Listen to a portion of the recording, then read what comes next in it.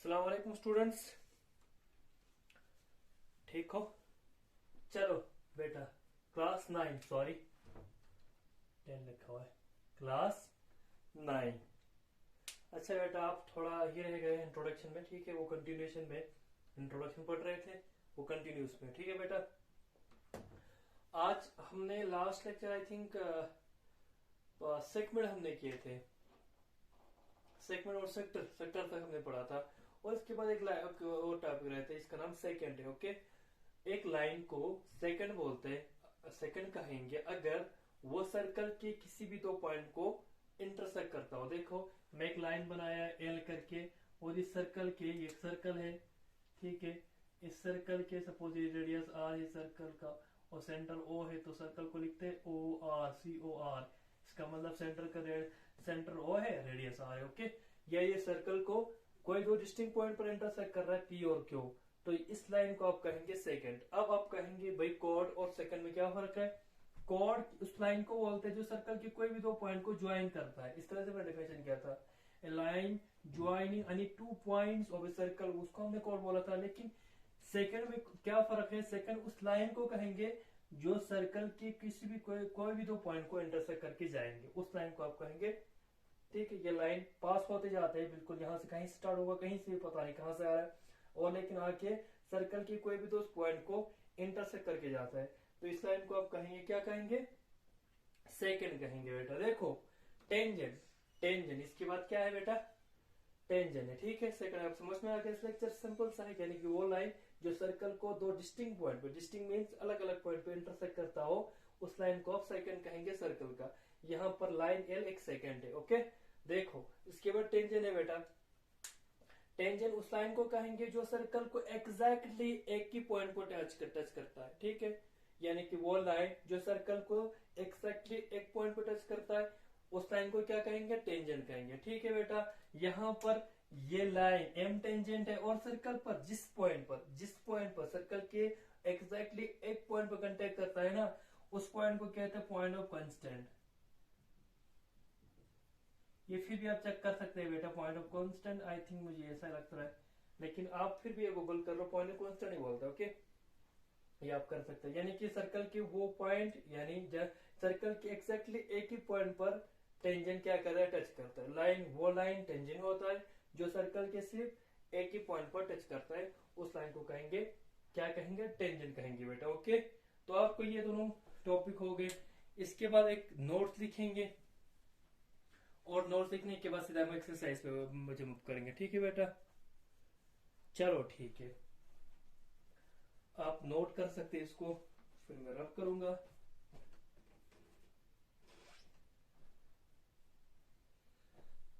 चलो जी, second segment और tangent मैंने लिख दिया, ठीक है? एक नोट लिखेंगे,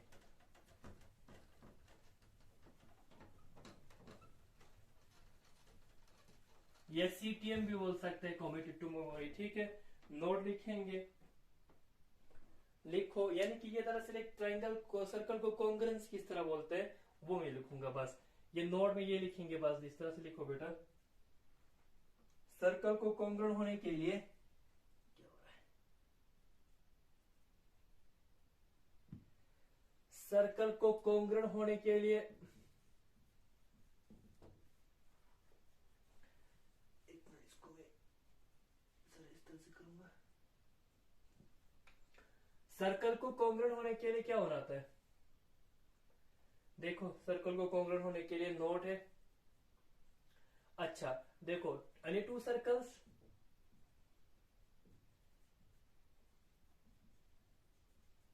are said to be congruent if one of the circle superimpose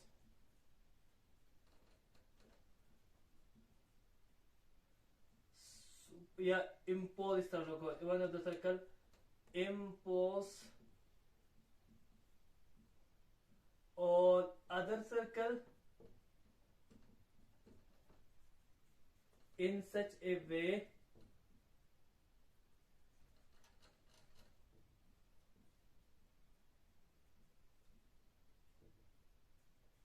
that it covers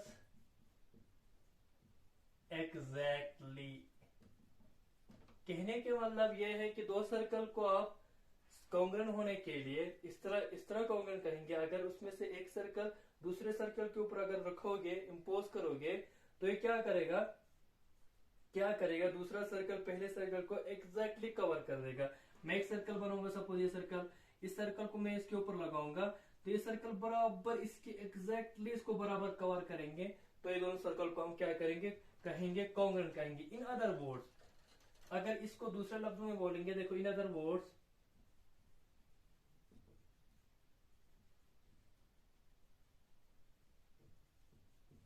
देखो टू सर्कल्स मैं लिखूंगा, सर्कल्स सपोर्ट टू सर्कल्स, मैं लूंगा COR, एक सर्कल लूंगा C जिसका रेडियस O, सेंटर O है, रेडियस R है, एंड और दूसरा सर्कल लूंगा CO'S, यानी कि दूसरा सर्कल लूंगा सपोज C' लूंगा और जिसका सेंटर O' है और रेडियस S है। Are said to be congruent,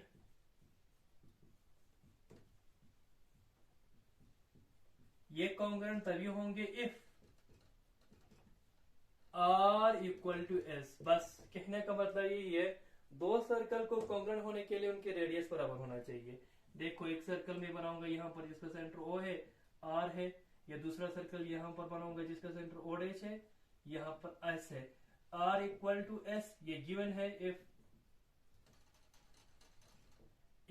R equal to S है देन क्या बोलेंगे, सर्कल COR कॉन्ग्रेंट बन जाएंगे CO'S, यानी कि ये सर्कल इसके कॉन्ग्रेंट हो जाएंगे। क्यों? क्योंकि रेडियस बराबर है। रेडियस बराबर होंगे तो दोनों सर्कल आपस में कॉन्ग्रेंट हो जाते हैं। ओके ठीक है, ये नोट थे। बस अब हम एक्सरसाइज कर लेंगे बेटा। ओके बेटा,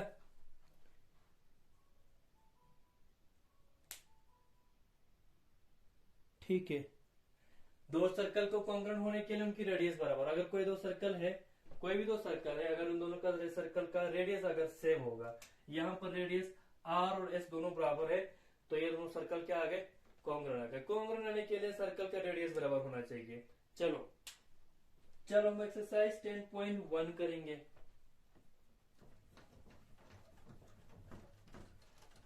एक्सरसाइज 10.1,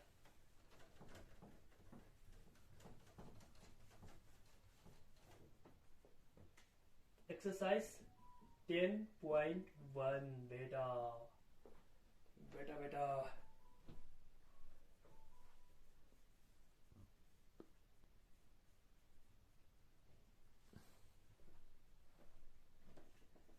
चलो जी, exercise 10.1 fill in the blanks. देखो ये ब्लैंक्स को हमने भरना है। आई थिंक ये चैप्टर नंबर 10 है के सर्कल में पढ़ रहे थे, और एक क्लास 9 एक्सरसाइज 10.1। देखो बेटा, fill in the blanks. The centre of a circle lies in, बताओ सर्कल का सेंटर सर्कल की कहाँ होता है, बताओ जी। ये एक सर्कल है, इसका सेंटर यहाँ है, तो सर्कल की कहाँ है, इंटीरियर में है, अंदर है। तो एक सर्कल का सेंटर कहाँ होता है, सर्कल के इंटीरियर पार्ट में होता है। A point whose distance from the center of a circle is greater than its radius lies in base of the circle। यानी कि एक पॉइंट है, पता नहीं कहाँ है, लेकिन ये बोल रहा है उस पॉइंट का डिस्टेंस सर्कल के सेंटर से, उस पॉइंट का डिस्टेंस, पॉइंट कहीं भी है पता नहीं कहाँ है, लेकिन उस पॉइंट का डिस्टेंस जो है, फासला जो है सर्कल के सेंटर से उसके रेडियस से बड़ा है। यानी कि सर्कल का रेडियस कहाँ से होता है, सेंटर से सर्कल तक, या सर्कल की बाउंड्री, सर्कल इसी बाउंड्री को बोलते, इसको अंदर वाला सर्कल के ये गोला और अंदर वाले को हम साथ में लेंगे तो उसको सर्कुलर रीजन बोलते हैं। मैंने बार बार बोला था, सर्कल आपसे इस गोले को बोलेंगे, गोल को, ये गोल जो सर्कल है ना, ये सर्कल है ना, ये गोल, ये गोल गोल गोल, इसको ही सर्कल बोलेंगे। ये अंदर वाले को अगर आप सर्कल के साथ मिलाएंगे तो इसको सर्कुलर रीजन बोलते हैं। ओके देखो, सर्कल इस बाउंड्री को बोलते हैं, बाउंड्री, गोला बाउंड्री को। ओके देखो, सर्कल के सेंटर से सर्कल तक का डिस्टेंस होता है रेडियस। यहाँ पर क्या बोला गया, पॉइंट का डिस्टेंस सर्कल के सेंटर से रेडियस, सर्कल के रेडियस से, सॉरी सर्कल के सेंटर से कितना है, रेडियस से बड़ा है। दोबारा बोलूंगा, पॉइंट का डिस्टेंस सर्कल के सेंटर से कितना है, वो है कि रेडियस जितना है उससे बड़ा है। रेडियस कितने आर, तो बड़ा है इसका मतलब सर्कल